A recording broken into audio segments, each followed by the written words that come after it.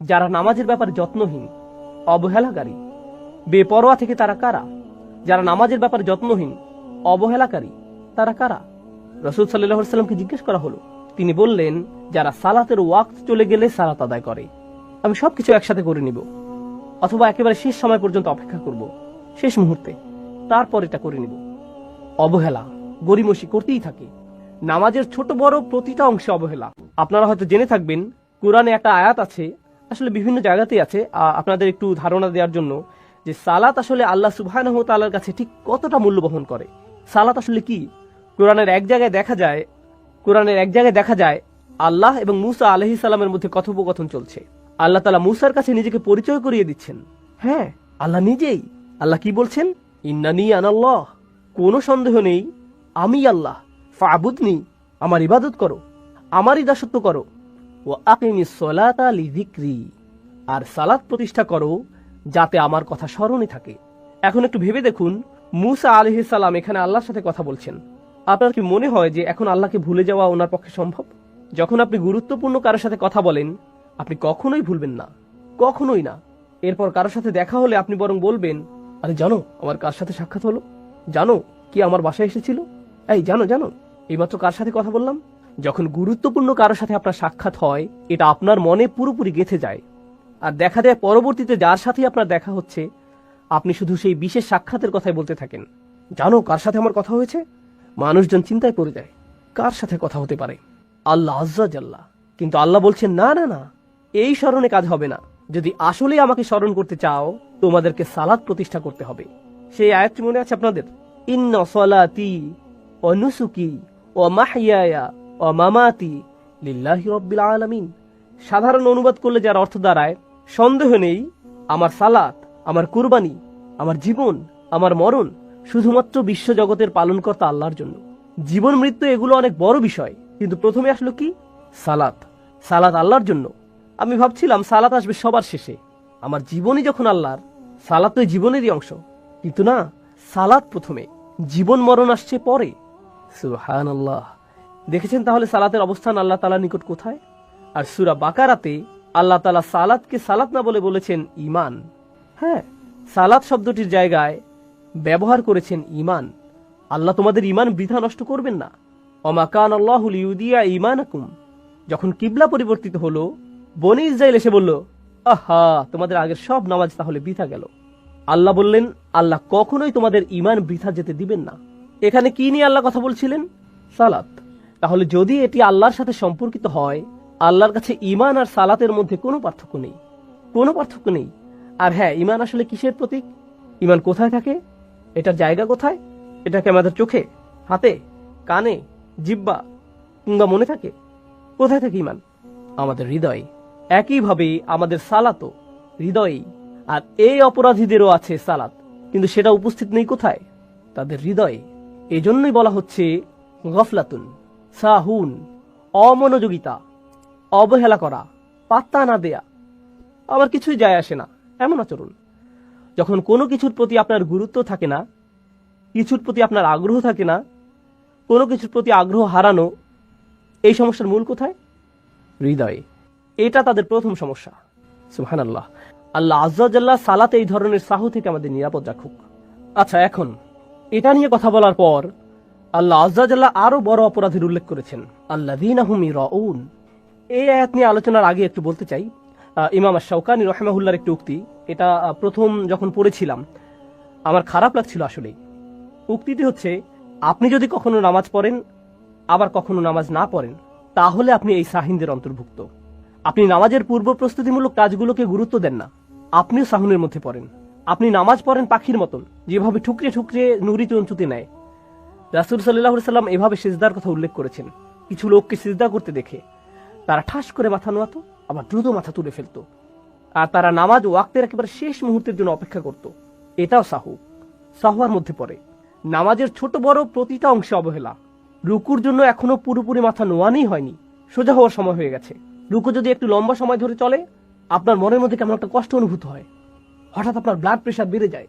তাই তাৎক্ষণিকভাবে অর্ধেক যাওয়ার আগেই আবার সোজা অবস্থানে ফিরে আসতে হয়। সিজদায় কপাল ছোঁয়ানোর পূর্বেই দ্রুত আগের সোজা পজিশনে ফিরে আসা হয়। এটাকে ইংরেজিতে মজা করে বলা হয় হিট অ্যান্ড রান। ধুম ধুম ধুম, আর নামাজ শেষ, যত তাড়াতাড়ি শেষ করা যায়। ব্যাপারটা এরকম আর কি। নামাজ অনেকটা বাধার মতো আপনার প্রতিদিনকার রুটিনে। অনেক জরুরি কাজ আপনাকে সম্পূর্ণ করতে হয়, নামাজটা শুধু মাঝখানে চলে আসে। আপনাকে এই নামাজের জন্য সৃষ্টি করা হয়েছিল ভাই। আপনার জীবন মরণের উল্লেখের আগে আল্লাহ তাআলা সালাতের উল্লেখ করেছেন। সালাতের জন্যই আপনাকে বানানো হয়েছে। এটা আপনার জীবনের সবচেয়ে গুরুত্বপূর্ণ কাজ। নবী রাসূলদের প্রতি প্রথম আদেশ ছিল এটাই। আমরা মনে করি নবী রাসূল তো হচ্ছেন তারা যারা মানুষদের শুধু আল্লাহর পথে ডাকবেন। সূরাতুল মুদ্দাসিরের থেকে আমাদের এই বুঝ, যাও মানুষদেরকে সতর্ক করো। কিন্তু সূরা মুদ্দাসিরের আগে আসে সূরা মুজাম্মিল। আর সূরা মুজাম্মিলে প্রথমে রাসূল সাল্লাল্লাহু আলাইহি ওয়াসাল্লামকে কি করতে বলা হয়েছে? সালাত। কুমিল লাইলা ইল্লা কলিলা। আগে নামাজ পড়ে নাও, দাঁড়াও, তারপর মানুষদেরকে সতর্ক করবে। সুবহানাল্লাহ। সৃষ্টিকর্তা থেকে সে কেমন বিধান, যেটা আমরা পরোয়া না করে থাকতে পারি, অবহেলা অযত্নে পার করি। আল্লাহ বলেন সে তো এমন মানুষ, নামাজ পড়লো কি না পড়লো তাতে কিছুই যায় আসে না তার। পাঞ্জাবের ভাষায় বললে গাল্লি কই নেই, অর্থাৎ কোনো ব্যাপার না। এটা আর এমন কি, সব ঠিক আছে, এত বাড়াবাড়ি করার কি আছে এগুলো নিয়ে? আর এত শুধু মাগরিবের নামাজ, আরে ঠিক আছে, এখনো সময় আছে। সময় আছে তো। আর আপনি মনে মনে এভাবে বলতে থাকেন, নিজেকে বোঝাতে থাকেন। সুবহানাল্লাহ। যাই হোক, মুসলিমদের অন্ততপক্ষে তাদের প্রতিদিনকার কাজকর্ম, স্পেশালি তাদের সামাজিক কাজকর্মগুলো নামাজকে কেন্দ্র করে সাজানো উচিত। ইন্নাস সালাতা কানাত আলাল মুমিনিনা কিতাবাম মাওকুতা। কোনো সন্দেহ নেই, সালাত বিশেষভাবে মুমিনদের ক্ষেত্রে এটা তো তাই যা তাদের নির্দিষ্ট সময় জুড়ে থাকে। ইন্নাস সালাতা কানাত আলাল মুমিনিনা কিতাবাম মাওকুতা। কোনো সন্দেহ নেই, সালাত বিশেষভাবে মুমিনদের ক্ষেত্রে এটা তো এমনই যা তাদের নির্দিষ্ট সময় জুড়ে থাকে। এটাকে কেন্দ্র করে তাদের জীবন সাজানো হয়। আর আল্লাহ এখানে আল্লাযীনা আমানু বলেননি, তিনি বলেছেন আল মুমিনিন। আপনি যদি আসলেই বিশ্বাসী হন, অন্য সকল কিছু আসবে পরে, সালাত আসবে আগে। আপনি যদি হন শুধু আল্লাযীনা আমানু, যারা বাহ্যিক পরিচয় ইমানদার, আর হ্যাঁ এদের ভিতরে মুনাফিকরাও অন্তর্ভুক্ত কোরআনে, তাহলে হয়তো না। কিন্তু আপনি যদি তাদের মধ্যে গণ্য হতে চান যারা আসলেই বিশ্বাস করে, সালাতকে কেন্দ্র করেই আপনার বাকি কাজগুলো নির্ধারিত হবে, দিনের বাকি অংশ নির্ধারিত হবে। একটা বর্ণনা উল্লেখ করছি, পুরো বর্ণনাটি আপনারা তাফসীরের শাওকানিতে পাবেন। কাদের থেকে বর্ণিত হয়েছে তাই বলছি না, শুধু শেষের বর্ণনাকারীর নাম জেনে রাখুন। সাদ ইবনে আবি ওয়াক্কাস রাদিয়াল্লাহু তাআলা আনহু থেকে বর্ণিত, সাআলাতুন নবী সাল্লাল্লাহু আলাইহি ওয়াসাল্লাম আন কওলিহি ইন্নাল্লাযীনা হুম আন সালাতিহিম সাহুন। আর হ্যাঁ, এটা বাইহাকি রাহিমাহুল্লাহর সুনানেও আছে। কেউ কেউ বর্ণনাটির সত্যতা নিয়ে প্রশ্ন তুলেছেন, বাকিরা সহিহ বলে মেনে নেন। আর শাওকানি যারা সহিহ বলে তাদের দিকে ঝুঁকেছেন। আল্লাযীনা হুম আন সালাতিহিম সাহুন, রাসূলুল্লাহ সাল্লাল্লাহু আলাইহি ওয়াসাল্লামকে এই আয়াতের ব্যাপারে জিজ্ঞেস করা হয়েছিল, যারা নামাজের ব্যাপারে যত্নহীন, অবহেলাকারী, বেপরোয়া থেকে তারা কারা? যারা নামাজের ব্যাপারে যত্নহীন, অবহেলাকারী, তারা কারা? রাসূল সাল্লাল্লাহু আলাইহি ওয়াসাল্লামকে জিজ্ঞেস করা হলো। তিনি বললেন, যারা সালাতের ওয়াক্ত চলে গেলে সালাত আদায় করে। আমি সবকিছু একসাথে করে নিব, অথবা একেবারে শেষ সময় পর্যন্ত অপেক্ষা করব, শেষ মুহূর্তে, তারপর এটা করে নিব। অবহেলা, গরিমসি করতেই থাকে। আল্লাযীনা হুম ইউরাউন, এই আয়াতটি ব্যাকরণগতভাবে পরিপূর্ণ হয়ে যায় যদি শুধু বলা হয় আল্লাযীনা ইউরাউন। আসলে এটি যদি বলা হয় ওয়া ইউরাউন, তাহলেও পরিপূর্ণ হয়ে যায়। ব্যাকরণের দিক থেকে এটা তারপরেও সঠিক। কিন্তু আল্লাহ বলছেন আল্লাযীনা, তারপর তিনি বলছেন হুম, তারপর তিনি বলছেন ইউরাউন। এখানে এই বারবার উল্লেখ দ্বারা তাকবীহ, অর্থাৎ এর দ্বারা বোঝা যাচ্ছে আল্লাহ কতটা রাগান্বিত তাদের প্রতি। তারা যে শুধু অবহেলা করছে এমন নয়, যদিও এটাই অপরাধ হিসেবে যথেষ্ট। এর সাথে অবশেষে যখন তারা নামাজ পড়ে ইচ্ছার বিপরীতে গিয়ে, মানে তাদের সেই নামাজের সময় যখন হয়, তারা কি করে? এই লোকেরা তখন লোক দেখানোর জন্য নামাজ আদায় করে। হুম ইউরাউন, হুম শব্দটার আরো একটা ব্যবহার আছে এখানে। এটা ব্যবহৃত হয়েছে ইখতিসাস প্রদর্শনের জন্য। অন্যভাবে বললে, যেসব মানুষরা নামাজে অবহেলা করে তাদের জন্য এর পরবর্তী ধাপ, অর্থাৎ লোক দেখানোর উদ্দেশ্যে নামাজ আদায় সহজ হয়ে যায়। এই মানুষরা তাদের নামাজ তখনই একটু উন্নতির দিকে যায়, নামাজের গতি একটু ধীর হয়, রুকু 90 ডিগ্রির আর একটু কাছে আসে, তখন যখন মানুষ তাদের আশেপাশে থাকে। হ্যাঁ, শুধুমাত্র তখনই। এরা হচ্ছে এমন মানুষ। কিন্তু তাদের রোগের শুরু কোথায়? প্রথমে যখন তাদের নামাজটা ছিল একেবারে ফাঁকা, তারা এই ব্যাপারে আগ্রহী ছিল না। এটা কোনো গুরুত্বপূর্ণ বিষয় নয় তাদের কাছে। এটা তো এমন বিষয় যা সহজে এড়িয়ে যাওয়া যায়, বড় কিছুই না। প্রথমটি ঈমান, দ্বিতীয়টি সৎ কাজ। ইবনে তাইমিয়া রাহিমাহুল্লাহ বলেন, মানুষের সামনে দুটি বাধা আছে, যে জন্য তারা ঈমান ও সৎ কাজ থেকে নিজেদের নিমিত্ত রাখতে পারে না। সেই দুটি বিষয় কি? তিনি বলেন, একটি হচ্ছে শুবহাত, অপরটি হচ্ছে শাহওয়াত। এগুলোর অর্থ কি? শুবহাত অর্থ সন্দেহ, শাহওয়াত অর্থ আকর্ষণ, কামনা। তাহলে তিনি যে দুটি বিষয়ের কথা বলছেন যেগুলো মানুষকে সত্য স্বীকার করতে দূরে রাখে, সেগুলো হলো সন্দেহ ও আকর্ষণ। তিনি এ দিয়ে কি বুঝেছেন? দেখুন, আপনি যখন কাউকে এই দিনের দাওয়াত দেন, আপনি মূলত তাদের অনেক কিছু ছাড় দেওয়ার কথা বলছেন। সত্যি, আপনি তাদের অনেক কিছু ছেড়ে দেওয়ার কথা বলছেন, অনেক কিছু ছাড় দেওয়ার কথা বলছেন। কলেজে আমার একজন বন্ধু ছিল, বিশাল দেহি, ফুটবল খেলতে ভালোবাসতো, আর আমরা ইসলাম নিয়ে সবসময় আলোচনা করতাম। তো একদিন আমি বললাম, ভাই তুমি কেন ইসলাম কবুল করছো না? সে বলল, আমি মদটা ছাড়তে পারবো না বন্ধু, আমি সত্যি এটা পারবো না। এটা সত্যিই বেশ মজার। তার বাধাটা কোথায়? সে কিন্তু দ্বিধায় নেই, সন্দেহ তার বাধা নয়, সে এটাকে সত্য বলে মেনে নিয়েছে, আকর্ষণ তার জন্য বাধা। অন্যরা হয়তো বলবে, আমি পার্টি করা বাদ দিতে পারবো না, আমি মেয়েদের সঙ্গ বাদ দিতে পারবো না, আমি নেশা করা বাদ দিতে পারবো না, আমি এটা বাদ দিতে পারবো না, সেটা বাদ দিতে পারবো না। এগুলো সবই আকর্ষণ। একদিকে আমরা পাই যারা বলে এটা সত্য, কিন্তু নিষিদ্ধ জিনিসের প্রতি টান আমার এতই বেশি যে আমি এটা বাদ দিতে পারবো না, এটা একটা সমস্যা। অন্যদিকে আরো সমস্যা আছে। এমন অনেকে আছে যারা আসলে এর সত্যতার ব্যাপারে সন্দিহান, যারা আসলে এর সত্যতার ব্যাপারে সন্দিহান। তুমি কিভাবে জানলে যে তোমার ধর্মই একমাত্র সঠিক? আরো অনেক ধর্ম আছে, সেগুলো কি ভুল? সেই সব মানুষ কোথায় যাবে?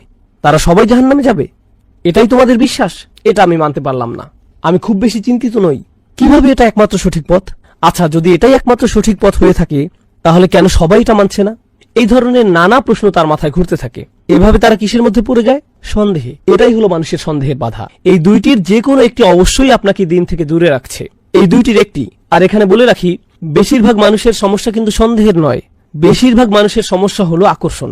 এরপর তারা যখন আকর্ষণে পড়ে যায়, তখন শয়তান তাদের কাছে এসে নতুন ভাইরাস ছড়িয়ে দেয়, সেটা হলো সন্দেহ। তাই যখন আপনি তাদের দিনের দাওয়াত দেন, তারা বলে আমি সন্দেহে আছি, কিন্তু আসল সমস্যা তাদের সন্দেহে না।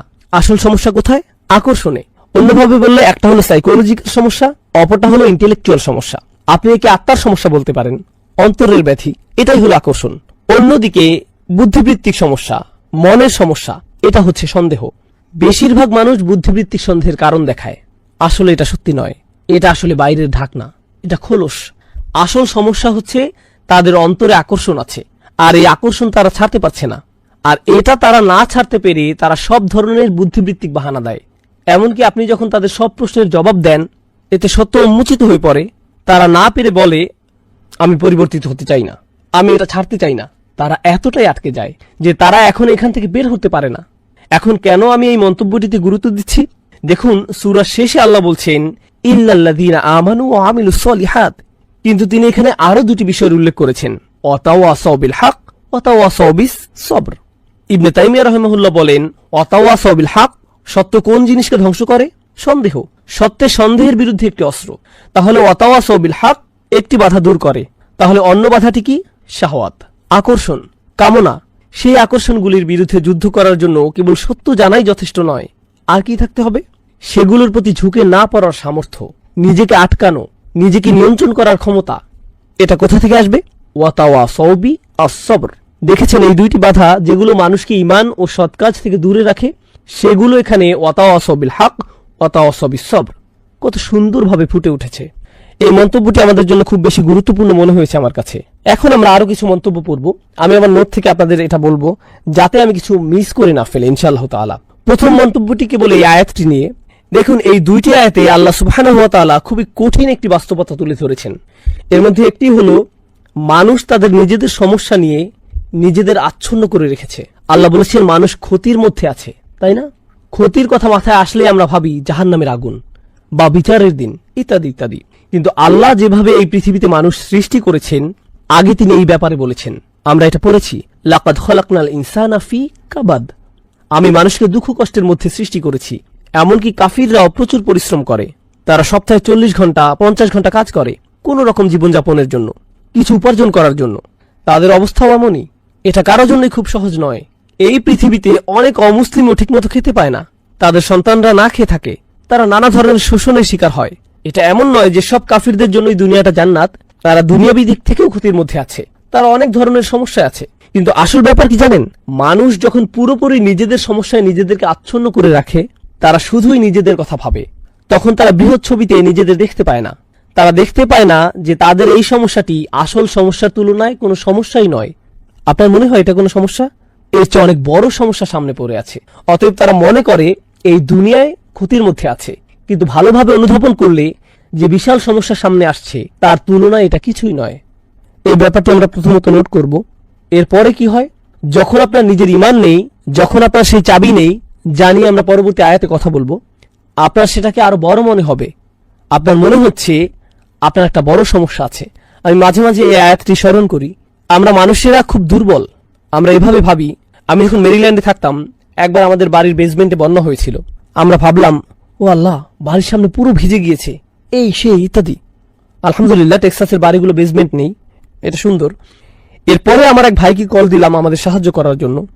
আমাদের খুবই খারাপ লাগছিল, আমার বাচ্চারা উপরতলায় ছিল, বাসার ইলেকট্রনিক্সের জিনিসপত্র আছে। তো সেই ভাই আসলেন, ভাইটি চমৎকার আলহামদুলিল্লাহ। তিনি সম্ভবত সোমালিয়ান ছিলেন, খুবই কাজের মানুষ। তিনি একটা ইসলামিক স্কুল ও একটি মসজিদে দেখাশোনা করতেন। তিনি বললেন, ভাই আপনাকে দেখে খুব চিন্তিত মনে হচ্ছে। আমি বললাম, হ্যাঁ ভাই, আমি একটু চিন্তিত বোধ করছি। তিনি বললেন, পানি নিয়ে ভাববেন না, আপনি চাইলেও পানির সাথে যুদ্ধ করতে পারবেন না। এটা ফেরাউনকেও মেরে ফেলেছিল। আর আমি তার সাথে আড্ডা দিতে শুরু করেছিলাম। তিনি আমাকে তার জীবনের গল্প শোনালেন। সুবহানাল্লাহ, সুবহানাল্লাহ। তার বয়স ছিল তখন মাত্র 5 বছর, যখন তার গ্রামে শত্রু আক্রমণ করেছিল। আর তিনি একটা খড়ের গাদার পেছনে একটা গাধার আড়ালে লুকিয়েছিলেন। তিনি সেই বাচ্চা বয়সে বাড়ি থেকে বেরিয়েছেন। তার পুরো পরিবারকে হত্যা করা হয়েছে। তিনি ছিলেন তার পরিবারের একমাত্র বেঁচে যাওয়া সদস্য। মাত্র 5 বছর বয়স থেকে তিনি একাই বেঁচে আছেন। তিনি একাই প্রায় আফ্রিকার অর্ধেকটা ঘুরে বেরিয়েছেন। তিনি ইথিওপিয়ায় গিয়েছেন, সেখান থেকে খালিজে পৌঁছেছেন। তিনি একজন আলেমের সাথে কাজ শুরু করেন, কিছুটা ব্যবসা বাণিজ্য শেখেন, নিজে একজন ইঞ্জিনিয়ার হয়ে ওঠেন। অসাধারণ গল্প। আর যখন আমি তার গল্প শুনলাম, আমার মনে হলো, ভাই, আমার কোনো সমস্যাই নেই। আপনি আপনার নিজের সমস্যায় ডুবে থাকেন, আপনার সেটাকে অনেক বড় মনে হয়। এটা হলো মানুষের জন্য আরেকটি ক্ষতি। মানুষ নিজেদের সমস্যার দিকে তাকালে বুঝতে পারবে না সে যে সমস্যায় আছে তা অন্যদের সমস্যার তুলনায় কিছুই না। তার মধ্যে আল্লাহর প্রতি কৃতজ্ঞতা বোধ কাজ করবে না। আর যখন এমনটি হবে, মানুষ যখন প্রচন্ডভাবে নিজেদের নিয়ে ব্যস্ত হয়ে পড়ে, তারা তাদের নিজেদের সমস্যা নিয়ে ব্যস্ত হয়ে পড়ে, তারা 3টি জিনিসের শিক্ষা থেকে বিমুখ হয়ে পড়ে। 3টি জিনিসের প্রতি আমি এখানে আলোকপাত করব। এর প্রথমটি হলো আল্লাহর সৃষ্টি থেকে পাওয়া শিক্ষা। তারা আল্লাহর সৃষ্টিগুলোকে চিহ্ন হিসেবে দেখে না, যা মানুষের জীবনের আসল উদ্দেশ্যের প্রতি স্মরণ করিয়ে দেয়। আপনার জীবনের আসল সমস্যাগুলো কি? টাকা পয়সার সমস্যা কোনো সমস্যাই না, স্বাস্থ্যগত সমস্যা কোনো সমস্যাই না। ইমানের সমস্যা আসলে অনেক বড় সমস্যা। তুলনা করতে চাইলে এটা অন্যান্য সমস্যার তুলনায় কোনো সমস্যাই না। আপনার হয়তো সামাজিক সমস্যা আছে, এটা কিছুই না। চাকরির সমস্যা কোনো সমস্যাই না। আমি শয়তানি করে বেড়াচ্ছি, নিজেকে বাঁচানোর জন্য আমাকে অবশ্যই ভালো কাজ করতে হবে। তুলনা করলে এটা অন্য সমস্যাগুলোর তুলনায় অনেক বড় সমস্যা। আর আল্লাহর আয়াত দেখে, আল্লাহর সৃষ্টি দেখে স্বাভাবিকভাবেই আপনার স্রষ্টার কথা মনে হতে হবে। আপনার মধ্যে কৃতজ্ঞতা বোধ জন্মাবে, আর আপনার জীবনের উদ্দেশ্যে স্মরণে আসবে। তারা এইসব সৃষ্টিকে একটা নিদর্শন হিসেবে দেখতে ব্যর্থ হয়। অন্যভাবে বললে তারা ইতিহাসের শিক্ষা নিতে জানে না। এটাই সূরায় বলা হয়েছে। যখন আল্লাহ বলেন ওয়াল আসর, আসর শব্দটি মনে করুন, এমন সময় যা ফুরিয়ে যায়। আপনি যদি শুধু ইতিহাসের দিকে তাকান, দেখতে পাবেন কত শত মানুষ ব্যর্থ হয়ে চলে গিয়েছে। তাদেরও সফল হওয়ার জন্য সময় ছিল, আর তারা তাদের সময়ের সদ্ব্যবহার করেনি। তারা ব্যর্থ হয়েছে, মারা গিয়েছে, আর তাদের সুযোগ শেষ হয়ে গিয়েছে। এরপর নতুন প্রজন্ম এসেছে নতুন সুযোগ নিয়ে, তারাও একইভাবে তাদের সময় হারিয়েছে, তারাও মারা গিয়েছে। আর এখন আমার সময় এসেছে, আমার সুযোগ আছে, আমি কোনোভাবেই এমন ভুল করব না যা আগের মানুষেরা করেছিল। তাই আল্লাহ বলছেন, আগের জাতি তাদেরকে দেয়া সুযোগ হারিয়েছে। আল্লাহ এখানে বিগত সব ঐতিহাসিক ঘটনাবলী কেবল একটি শব্দ ওয়াল আসর এটা দিয়ে তুলে ধরেছেন। সেটি হলো, যারা চূড়ান্ত ক্ষতির মধ্যে পড়েছে, তারা সবাই নিজেদের সময়ে সদ্ব্যবহার করতে ব্যর্থ হয়েছে। তারা দেরি করে ফেলেছে। মিন ক্বাবলি আন ইয়াতিয়া আযাবিন আলীম, কোন আযাব আসার আগেই সময়ে সদ্ব্যবহার করে নাও। আর সবশেষে ওহীর নিদর্শনের ব্যাপারে বলবো, যখন আপনি নিজের সমস্যার ব্যাপারে বেশি চিন্তিত, আপনি কোরআনের দিকে তাকাতে ভুলে যান। আপনি ওহীর প্রতি আগ্রহ হারিয়ে ফেলেন। আপনি রাসূলুল্লাহ সাল্লাল্লাহু আলাইহি ওয়াসাল্লামের নির্দেশের কথা ভুলে যান। আমি কিভাবে আমার জীবন পরিচালনা করব, আমি সামনে কোন দিকে যাব, কারণ তখন আপনি শুধুমাত্র আপনার নিজের ক্যারিয়ার নিয়ে ভাবেন। আপনি নিশ্চয়ই রাসূল সাল্লাল্লাহু আলাইহি ওয়াসাল্লাম থেকে কোনো ক্যারিয়ার টিপস বা প্রোগ্রামিং এর কোনো কথা শুনবেন না। আপনি কোরআন থেকে সেটা পাবেন না। কিন্তু আপনি যদি জানতে চান আমি কোথায় আমার সম্পদ খরচ করব, আমি কিভাবে আমার বাচ্চাদের বড় করব, প্রতিবেশীদের সাথে আমার কেমন আচরণ করা উচিত, বাবা মায়ের প্রতি আমার কি কর্তব্য রয়েছে, আপনি যদি এভাবে ভাবা শুরু করেন আমি কি কি ভালো কাজ করতে পারি, তাহলেই আপনি কোরআনের দিকে ফিরবেন, তাহলেই আপনি নবী করিম সাল্লাল্লাহু আলাইহি ওয়াসাল্লামের দিকে ফিরবেন। সুতরাং এরকম নিজেদেরকে নিয়ে ব্যস্ত থাকা ব্যাপারটাই মানুষের জন্য একটা ক্ষতি। এরপর শাহ ওয়ালিউল্লাহ দেহলভী রহমহুল্লাহর একটা অসাধারণ উক্তি আপনাদের সাথে শেয়ার করব। এটা সূরা আসরের ব্যাপারে। এই আয়াতে আসর শব্দটির সাথে মানুষের ক্ষতির সম্পর্ক নিয়ে শাহ ওয়ালিউল্লাহ দেহলভী রহমহুল্লাহ কোরআনের কিছু আয়াতের জন্য একটা বিশেষ শব্দ ব্যবহার করেছেন। তিনি এটাকে বলেন আত-তাযকির বিআইয়ামিল্লাহ, আল্লাহর দিনগুলোর মাধ্যমে স্মরণ। আল্লাহর দিন কোনগুলো? যেদিন তিনি মানুষকে সৃষ্টি করেছেন, যেদিন তিনি নবীজি সাল্লাল্লাহু আলাইহি সাল্লামের উপর কোরআন নাজিল করেছেন, বদরের দিনটি, যেদিন নূহ আলাইহিস সালামের বিরোধীদের উপর বন্যা হয়েছিল, যেদিন পানি দ্বিখণ্ডিত হয়েছিল, যেদিন ফেরাউন ধ্বংস হয়েছিল, যেদিন মূসা আলাইহিস সালাম আল্লাহর সাথে কথা বলেছিলেন, ইত্যাদি ইত্যাদি। এগুলো হলো মানব ইতিহাসের অনন্য কিছু দিন, আর আল্লাহ এই দিনগুলোকে কোরআনে উল্লেখ করেছেন, তাই না? নিশ্চয়ই ভবিষ্যতে এমন আরো অসাধারণ কিছু হতে যাচ্ছে। বিচারের দিন, যেদিন বিশ্বাসীরা তাদের স্রষ্টাকে দেখতে পাবে। এগুলো হলো সময়ের মধ্যে কিছু গুরুত্বপূর্ণ সময়। আর ওয়াল আসর বলার মাধ্যমে এবং সেই সতর্কবাণী থেকে বাঁচার উপায় হলো আমরা যদি শুধু সেই দিনগুলো স্মরণ করি, আর সেগুলোই আমাদের নিজেদের বাঁচানোর জন্য যথেষ্ট হবে, সবকিছু ঠিক রাখার জন্য যথেষ্ট হবে। এটাই ছিল শাহ ওয়ালিউল্লাহ দেহলভী রহমহুল্লাহর মন্তব্য। আর সবশেষে হাবিবউদ্দিন ফারাহির একটা চমৎকার মন্তব্য পড়তে চাই। তিনি বলেন, এই সূরার অন্যতম একটা শিক্ষা হলো, মানুষ যখন কোথাও ঘুরতে যায়, আপনি হয়তো কোনো ঐতিহাসিক জায়গায় গেলেন, মানুষ চীনের মহাপ্রাচীর দেখতে যায়, অথবা রোমের কোনো প্রাচীন নিদর্শন দেখতে যায়, কিংবা আলজেরিয়ায় রোমান সাম্রাজ্যের সেই অসাধারণ দুর্গ ও জাহাজ দেখতে যায়। মানুষ এগুলো দেখতে যায়, সেখানে গিয়ে তারা হাসি মুখে এগুলোর সাথে ছবি তুলে। কিন্তু এইসব নিদর্শন আসলে কিসের চিহ্ন? এগুলো ধ্বংস হওয়া জাতির চিহ্ন। কোন কবর হলো একজন মানুষের মৃত্যুর চিহ্ন, কিন্তু সেই স্মৃতিচিহ্নগুলো একটি জাতির মৃত্যুর চিহ্ন। চিন্তা করে দেখুন, এগুলো হলো একটি পুরো জাতির কবর। সুতরাং আপনি যখন এগুলো দেখতে যান, আপনার স্মরণ করা উচিত কিভাবে এই লোকগুলো তাদের সময়কে কাজে লাগায়নি, আর তাদের সময় চলে গিয়েছে। তারা নিজেদের যত বড় শক্তিশালী ভাবুক না কেন, সময় হলো এমন শত্রু যাকে আপনি হারাতে পারবেন না। আপনি পৃথিবীর সমস্ত অস্ত্র দিয়েও এটা হারাতে পারবেন না, একে কোনোভাবেই আপনি হারাতে পারবেন না, তাই না? আর বিশ্বের এই সকল পরাশক্তি যারা ভাবে কি আমাকে ঠেকাতে পারবে, এমনকি আল্লাহ বিচারের দিনে তাদের বলবেন, তোমরাই কি তারা নও যারা গর্ব করত? মা লাকুম মিন জাওআন আলাম তাকুনু আকসামতুম মিনকুম, তোমরাই তো তারা যারা আগে প্রায়ই বলতে যে তোমাদের কোনো ধ্বংস আসবে না, আমরাই হব নাম্বার ওয়ান, কেউ আমাদের হারাতে পারবে না। আসলে সময় তোমাদের হারিয়ে দিয়েছে। তিনি বলেন, প্রাচীন নিদর্শন দেখতে গেলেও সূরা আসরের কথা স্মরণ হওয়া উচিত।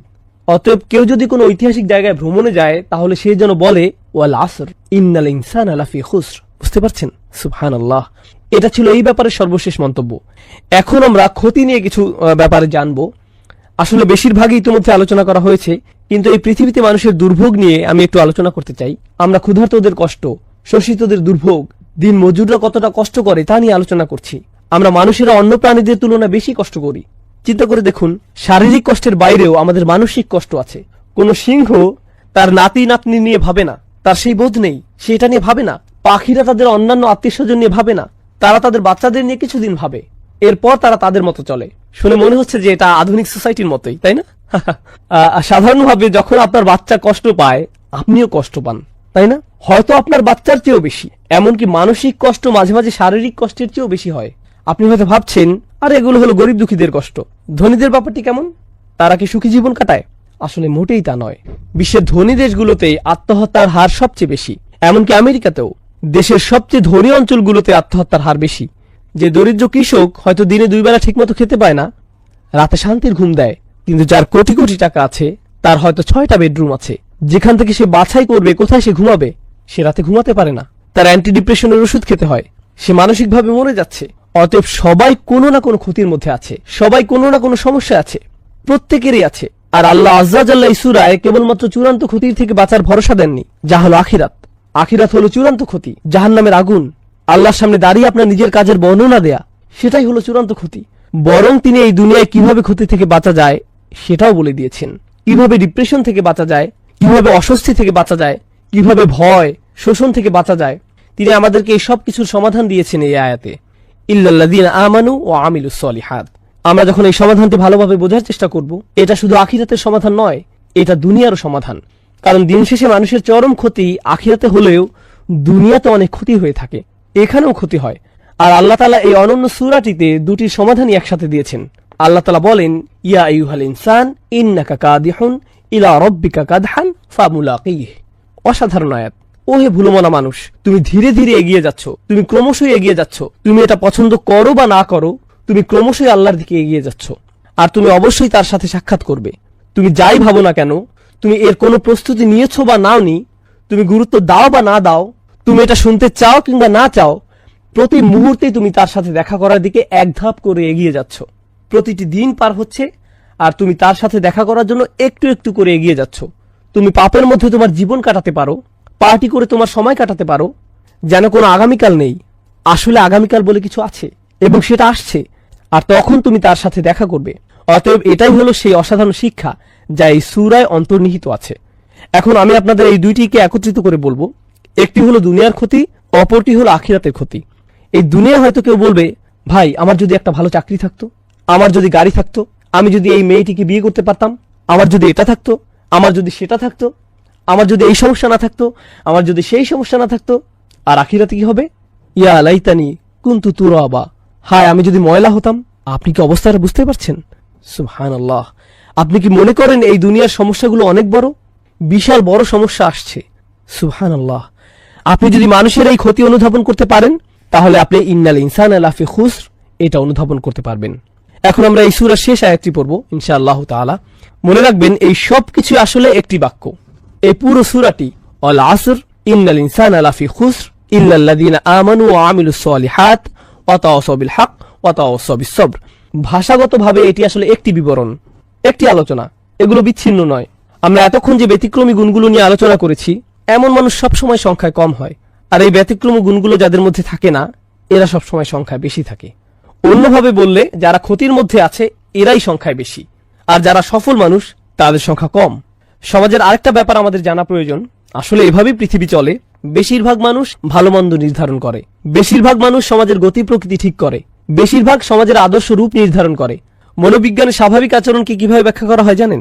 স্বাভাবিক আচরণ তাকে বলা হয় যা সবাই করে, আর অস্বাভাবিক আচরণ বলা হয় তাকে যা অন্যরা করে না। অন্যভাবে বললে, সবাই একদিকে গাড়ি চালাচ্ছে আর আপনি অন্যদিকে গাড়ি চালাচ্ছেন, আপনি ভুল করছেন। অস্বাভাবিক আচরণ। ধর্মীয়ভাবে বিষয়টি মোটেও এমন নয়। আপনি এমন একটি সমাজে থাকেন যেখানে সবাই কিছু কাজ একভাবে করে। আপনি হয়তো চাকরিতে গেলেন, সেখানে সবাই কিছু কাজ করে, কিন্তু আপনি মুসলিম হলে আপনি সেই কাজগুলো করতে পারবেন না। তাহলে এবার ভাবুন, তারা আপনাকে কিভাবে নেবে? শুধু মুসলিম নয়, বরং অদ্ভুত, অস্বাভাবিক। আপনি মিশতে পারছেন না। এই লোকটি একটু কেমন যেন, রুমের কোনায় গিয়ে লোকটি কি করছে? সেই সব খাবার খাচ্ছে না কেন? কি মজাদার খাবার এগুলো। সে চলে গেল, সে কেন পার্টিতে আসলো না? সে কেন সেই মেয়েটিকে এড়িয়ে গেল? সে কেন এরকম করে? তারা এটা বুঝতে পারে না, তারা মনে করে এটা অদ্ভুত। আর বলে রাখি, যখন আপনাকে প্রতিনিয়ত অদ্ভুত হিসেবে দেখা হয়, আপনার উপরে এর প্রভাব পড়ে। আমি তো অদ্ভুত হয়ে থাকতে চাই না, আমি চাই না আমাকে এভাবে দেখা হোক। তখন কি হয় ভাবতে পারেন? যদিও বেশিরভাগ মানুষই ক্ষতির মধ্যে আছে, আপনিই ছিলেন সফলতার মধ্যে, তারা আপনাকে বুঝিয়ে ফেলে যে আপনি আসলে ক্ষতির মধ্যে জীবনযাপন করছেন। আপনার আসলে বাকিদের মতো হওয়া উচিত। তারা আপনাকে মানসিকভাবে বুঝিয়ে দেয়, ভাই এভাবে থাকাটা কঠিন হয়ে যাচ্ছে, তুমি এভাবে থাকতে পারবে না। এখানে সবাই যার যার জীবন উপভোগ করছে, আমি কেন এই অদ্ভুত জীবনযাপন করছি? তাহলে সমস্যাটা শুধু ঈমান আনাতেই সীমাবদ্ধ নয়, বেশিরভাগ মানুষই ক্ষতির মধ্যে আছে, এটাও আমাদের জানা প্রয়োজন। কারণ বেশিরভাগ মানুষের একটা শক্তি আছে। আমার শিক্ষক মাঝে মধ্যে স্রোতের অনুকূলে সাঁতার কাটার একটা উদাহরণ দিতেন। সকল মাছ একদিকে যাচ্ছে, অপরদিকে একটা বা দুইটা মাছ স্রোতের প্রতিকূলে যাওয়ার চেষ্টা করছে। স্বাভাবিকভাবেই যে কেউ দেখলে এটাকে পাগলামি বলবে, আরে ভাই অনুকূলে যাও, সবাই একদিকে যাচ্ছে, তুমি কেন অন্যদিকে যাচ্ছ?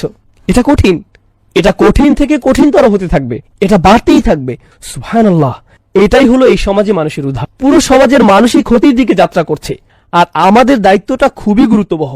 কারণ আপনি যদি এমন একটি সমাজে থাকেন যেখানে ইসলাম যেভাবে চর্চা করা উচিত সেভাবে চর্চা করা হয়, যদি এমন হয়, বলে রাখি যা বিশ্বের বেশিরভাগ জায়গাতেই হয় না, এমন কাল্পনিক চিন্তা করবেন না যে আমি একটা মুসলিম দেশে যাব, সেটা খুব সুন্দর হবে। বাস্তবতায় আসুন, মুসলিম দেশগুলোতে কি হয় আমাদের জানা উচিত। যদি এমন হয়, আর ইনশাআল্লাহ তাআলা এমনটাই হবে, আল্লাহ আমাদের দিনকে প্রতিষ্ঠিত করবেন। আপনি যদি এমন কোন সমাজে বাস করতেন, তখন আল্লাহর আনুগত্য করাটা সহজ হতো, কারণ সমাজের বেশিরভাগ মানুষ এটা করত। তখন কেবল আপনি করতে পারতেন তাই নয়, এটা করাটা আপনার জন্য সহজ হতো। কিন্তু এই সমাজে আল্লাহর আনুগত্য করাটা অপেক্ষাকৃত কঠিন, কারণ বেশিরভাগ মানুষ আল্লাহর নাফরমানি করছে। সমাজ আল্লাহর অবাধ্যতায় লিপ্ত। এমনকি হয়তো এটা শুধু সমাজেই নয়, হয়তো এটা আপনার পরিবারের ক্ষেত্রেও সত্য। আপনার পরিবারের বেশিরভাগ মানুষ হয়তো ক্ষতির দিকে এগিয়ে যাচ্ছে, আর আপনি নিজেকে সেখান থেকে বাঁচাতে চাইছেন। তারা হয়তো বলবে, তুমি কেন দিন দিন একটা অপদার্থে পরিণত হচ্ছ? উল্টো হয়ে তারাই আপনাকে ব্যর্থ বলবে। কিছুটা হাস্যকর, কারণ আসলে তারাই ব্যর্থতার দিকে যাত্রা করছে। সুবহানাল্লাহ। এটা একটা অসামান্য চিত্র যার প্রতি আমাদের নজর দেওয়া উচিত। যা এই আয়াতে ব্যতিক্রম হিসেবে তুলে ধরা হয়েছে। ইল্লাল্লাযীনা আমানু ওয়া আমিলুস সলিহাত ওয়া তাওয়াসাউ বিল হক ওয়া তাওয়াসাউ বিস সবর। এই ব্যাপারে প্রথমেই যা বলবো তা হলো, যখন আল্লাহ মানুষের কোনো ক্ষতির কথা বলেন সেখানে একবচন ব্যবহার করা হয়, আল ইনসান। যদিও শুরুতে সব মানুষ নিয়ে আলোচনা করা হয়েছে, আমরা এর আগে দায়িত্বের ব্যাপ্তি নিয়ে আলোচনা করেছি, সেখানেও একবচন ব্যবহৃত হয়েছে। এর অর্থ কি জানেন? দিন শেষে আপনি ভাবতে পারেন আপনি সমাজের অনুসরণ করছেন, আপনি সমাজের অনেককে আপনার সাথে পাবেন, আপনার পরিবার আপনার সাথে আছে, আপনার গোত্র আপনার সাথে আছে, আপনার দেশ আপনার সাথে আছে, কিন্তু যখন আপনার কোনো ভুলের ক্ষতিপূরণ দিতে হবে কেউই আপনার সাথে থাকবে না, আপনি নিজেই এর ক্ষতিপূরণ দিবেন। মানুষ সমাজ অনুসরণ করে, কিন্তু যখন সময় আসবে অতাকাত্তাআত বিহিমুল আসবাব, সকল সুসম্পর্ক শেষ হয়ে যাবে। কিন্তু ব্যতিক্রমের কথা যদি ভাবেন, কিন্তু আল্লাহ বলেননি ইল্লাল্লাযীনা আমানা ওয়া আমিলা সলিহা ওয়া আমিলা সলিহা ওয়া তাওয়াসাউ বিল হক ওয়া তাওয়াসাউ বিস সবর। না, তিনি এখানে একবচন ব্যবহার করেননি, তিনি এখানে বহুবচন ব্যবহার করেছেন। এখানে বহুবচন ব্যবহার করেছেন, তাহলে আমাদের অবশ্যই একবচন থেকে বহুবচনের পার্থক্য বুঝতে হবে। আমরা এ থেকে যা বুঝতে পারি তা হলো, এই সামান্য কিছু মানুষ যারা সমাজের আর 10 জনের মতো নয়, তারা স্রোতের প্রতিকূলে চলে, তাদের বাঁচার একমাত্র উপায় হলো তাদেরকে একত্রিত হতে হবে, একসাথে মিলতে হবে, তারা আলাদা হতে পারবে না। এটা এমন পাতার মতো যা গাছ থেকে বিচ্ছিন্ন হলে মরে যায়, তাদেরকে অবশ্যই উম্মার সাথে একত্রিত হতে হবে। উম্মার একতা, বিশ্বাসীদের এর সাথে লেগে থাকে আমাদের বাঁচার উপায়, যা এই আয়াতে ফুটে উঠেছে, কারণ এখানে বহুবচন ব্যবহৃত হয়েছে। ঈমান এমন কোনো বিষয় নয় যা আপনি একা একা ধরে রাখতে পারবেন। ঈমান ভালো মানুষের সাহচর্য উন্নত হয়, মনে করিয়ে দেওয়ার মাধ্যমে, কোনো উপদেশের মাধ্যমে, জামাতে নামাজ আদায় করার মাধ্যমে এটা উন্নত হয়। এগুলো সবই ঈমান তাজা করে, কারণ এগুলো আমরা একসাথে করি, এগুলো সবাই মিলে করি। তাই আমিলু এখানে শব্দটি খুবই চমৎকার, তাই আমিলু এখানে শব্দটি খুবই চমৎকার। আল্লাহ তাআলা ব্যতিক্রমী গুণগুলো বহুবচনের মাধ্যমে বলেছেন। হয়তো আপনার মনে হতে পারে ঈমান হলো ব্যক্তিগত বিষয়। আচ্ছা, ভালো কাজ হয়তো আমরা একসাথে করতে পারি, তাওয়াসাউ বিল হক তাওয়াসাউ বিস সবর, এগুলো তো অন্য মানুষের সহায়তা লাগে, কিন্তু ঈমান তো ব্যক্তিগত বিষয়। কিন্তু এমন কি ঈমানকেও আল্লাহ তাআলা সামষ্টিক কাজ বলেছেন। এ থেকে আমরা যা বুঝতে পারলাম, আপনি যদি মনে করেন আপনার ঈমান আছে আর আপনার সমাজের কোনো কর্তব্য নেই, মসজিদের জন্য কর্তব্য নেই, আপনি মসজিদের ইমামের কাছ থেকে প্রতিদিন বয়ান শুনেন না, আপনার আশেপাশে ভালো পরামর্শ দেওয়ার মতো ভাই বা বোন নেই, তাহলে আপনার অবশ্যই ঈমানের ঘাটতি দেখা দিবে। আর যারা মসজিদ থেকে নিজেকে বিচ্ছিন্ন করে রাখেন, আপনি নিজেই এটা টের পাবেন, হায় আমার ভালো লাগছে না, আমার মসজিদে যাওয়া উচিত। এটা কিন্তু শুধু নামাজের জন্য না, আপনি হয়তো বাসায়ও নামাজ পড়েন, এটা হলো বিশ্বাসীদের সাহচর্য পাওয়ার জন্য। তারা একে অপরকে স্মরণ করিয়ে দেয়, তারা একসাথে নিজেদের ঈমান ভালো রাখে। দিন শেখার ক্ষেত্রেও এমনটি হওয়া উচিত।